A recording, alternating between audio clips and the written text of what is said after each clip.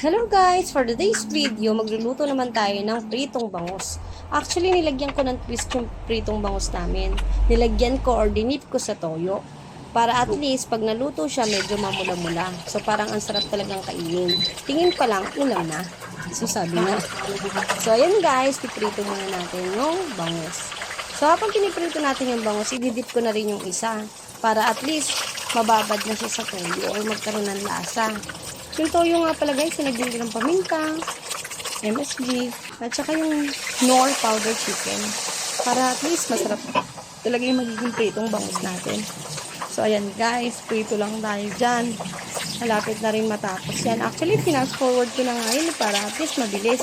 So ayan, medyo natatakot ang mima nyo. Talagang hirap pag matatalinsikan ka ng mantika. Naranasan ko na yun. Actually, sa mukha pa. So, talagang nagkaroon ng scars yung mukha ko. Pero buti na lang, maganda yung ointment na inreseta sa akin ng doktor ko. So, yan guys. Naluto na natin yung pinaka-part ng taas ng bangus. So, i-deep fry naman natin yung pinaka-buntot niya. So, ayan. Hininaan ko yung apoy. Kasi naman yun naman, mga mima, mahirap matalinsikan. Actually, nahirapan nga ako dyan. Sobrang laki kasi. Hindi ko nahati. Wala sa isip ko. Gustuhan kong buo at saka maganda yung maging presentation. Nahirapan ako mga mimang bilingin. Pero buti na lang naluto. Kaya lang nahati. Yun lang. Pero okay na din, di ba? So yan guys, finally naluto na. Natapos na rin yung pagpiprito ko. Ngayon guys, ipapakita ko sa inyo kung ano yung mga ginamit ko ingredients para dun sa sausawan namin. So, ito kasi naman ako pa sa father ko na talagang masarap naman talaga. Proven and tested.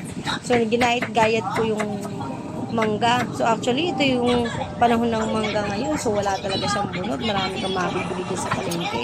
Naghiwa na nga pala ako dyan ng sibuyas. Sibuyas Tagalog. Tsaka may alamang akong ginisa dyan na natira. For the go. So, ano pang hinihintay natin? Let's go! Hiwaan na! So, naghiwa ako dyan guys ng kamatis. Yung kamatis talagang 100% sariwa. Talagang makita mo ang lutong-lutong ng kamatis. Tsaka nagulat ako guys. Ang mura pala ng kamatis ngayon. Sana all laging mura. So, ayan guys. Hiniwa-hiwa ko lang. Mamaya ipapakita ko sa inyo. Kaya ako tinanggal yung mute. Ewan ko kung natanggal ko guys. Pero nanonood kasi ako ng Batang Quiapo dyan. Kahit tanghaling tapat. Tapos ayan yung anak ko. Siyempre nagbabantay ako. Yung isang anak ko nga pala pumasok. Kami lagi ang naiiwan dito sa bahay. So ayan guys. Natapos na. Mix-mix lang. Halo-halo. I-mix lang natin lahat ng mga sangkap na pinrepare natin kanina. Tsaka natin tikman. So guys, sobrang sarap na to.